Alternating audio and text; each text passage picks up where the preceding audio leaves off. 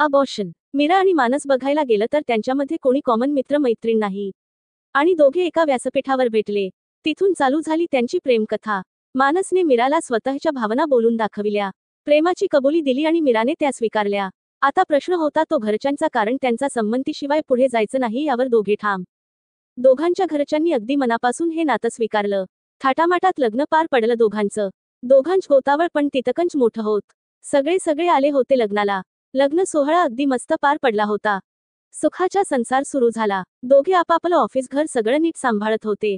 अधूनमधून सासू सुनांचे खटके जे सगळीकडे उडतात तसे यांच्याकडे पण उडायचे. मानसला याचा फार त्रास व्हायचा. एका बाजूला आई तर दुसरीकडे बायको. एकीने जन्म दिला आहे तर दुसरी स्वतःचा जन्मदाते विसरून आपल्याकडे आली आहे. बोलावं तर कोणाला अशी अवस्था होती त्याची कसं बस सांभाळून घ्यायचा. पण कधी कधी या सगळ्या गोष्टी पराकोटीला जायच्या. याच्यावर काहीतरी पर्याय शोधन महत्वाचं होत. न राहून शेवटी मानसने परदेशात नोकरी पत्कारली. जीव अगदी जड, पण तो निघाला सोबत मीरा. परदेशात पाय ठेवताच दोघांनी एकमेकांना प्रॉमिस केलं आता एकमेकांना सांभाळायचं, जीव लावायचा. आपल्याला जमत तेवढी इथून काळजी घ्यायची घरच्यांची. त्यांना पण जीव लावायचा. कारण कसं असत ना, भांडणात असतात मतभेद, पण कोणी चूक बरोबर नसत ना. प्रत्येकाचे आपापले विचार असतात शेवटी. नवीन देश, नवीन माणसं, दोघे हळूहळू रमत होते यामध्ये, स्वतःला त्यांच्यामध्ये सामावून घेत होते. मीराला सुरुवातीला फार अवघड गेलं हे सगळं. कारण कधी काम सोडून घरी बसावं लागेल असं वाटलं नव्हतं, पण आज समोर तेच येऊन बसलं होत. पण तिने ठरवलं की यांच्याकडे बघण्याचा आपला दृष्टिकोन बदलायचा. लहानपणापासून आपल्याला मिळालेली शिकवण जे करत आहेत त्यात स्वतःचे 100% द्या. आणि हो, मी हे करणार. मी नवनवीन गोष्टी शिकणार, स्वतःला माणूस म्हणून घडवणार. तिने स्वतःचे टाइमटेबल बनवले. सकाळचा स्वयंपाक ते स्वतःच्या कलागुणांना वाव द्यायचं ठरवलं. मग त्यात व्यायाम, स्वतःची मानसची काळजी, सगळं नीट आखलं. हळूहळू मीरा एकदम पटाईत झाली यामध्ये. मानसची तर फार मस्त साथ होती तिला यामध्ये. मधून ती कोसळायची, पण तो लगेच समजून सांगायचा, समजून घ्यायचा. असेच 2 ते 3 महिने निघून गेले. मानसला सुरुवातीपासूनच लहान मुलांची फार आवड होती. त्याने मीराला खूपदा हे बोलावून दाखवले होते. पण मीरा इतक्या लवकर तयार नव्हती.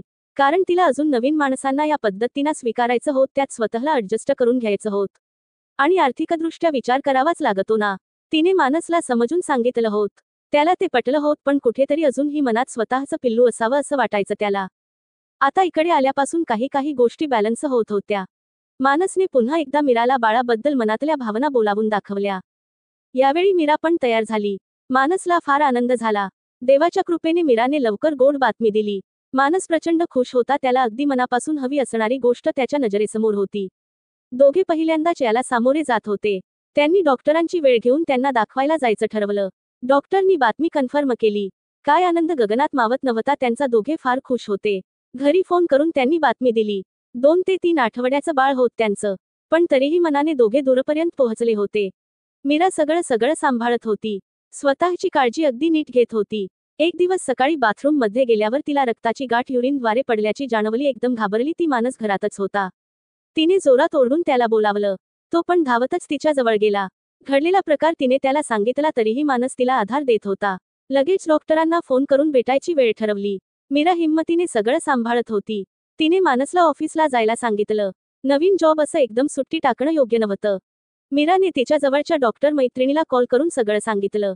घडलेला प्रकार नक्की काय आहे ते समजून घेतलं. मीरापासून कोणती गोष्ट लपवून न ठेवता पल्लवीने तिला सगळं नीट समजावलं. मीरा एकटी डॉक्टरांकडे गेली. जाताना मनात अखंड विचार चालू होते. थैमानच मांडलं होत विचारांचं. तरीही मनात एक पॉझिटिव्ह विचार डोकावत होता. सगळं नीट असेल, माझा देव आहे माझ्या बरोबर आहे. डॉक्टरनं समोर जाऊन मीरा बसली. तीच सगळं चेकअप झालं. डॉक्टरांनी तिला नीट समजावून सांगितलं. अगदी 2 ते 3 वीक मध्ये हे घडलेले आहे. फार लवकर घडलं आहे. सायन्सच्या भाषेत याला स्पॉन्टेनियस अबॉर्शन म्हणतात. भरपूर बायकांच्या बाबतीत हे घडत. काळजीच कारण नाही. तू पुन्हा चान्स घेऊ शकते. पण आता हे तुझ्या शरीरातून बाहेर पडलं पाहिजे. हे ऐकताच मीराला फार वेदना झाल्या. डॉक्टरांचा निरोप घेऊन पुढची अपॉइंटमेंट घेऊन मीरा तिथून निघाली. इतक्यात तिला मानसचा कॉल आला. बिचाऱ्याने सगळं गुगलवर वाचून ठेवलं होत. तिथे नसूनही घडला प्रकार नीट समजून घेतला होता.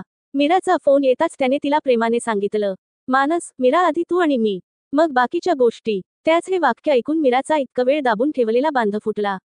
हुंदके देत जीवाच्या आकांताने मीरा फार रडली. तिचा मनाची एक अवस्था मानसला कळत होती. गायत्री पोफळे लुढा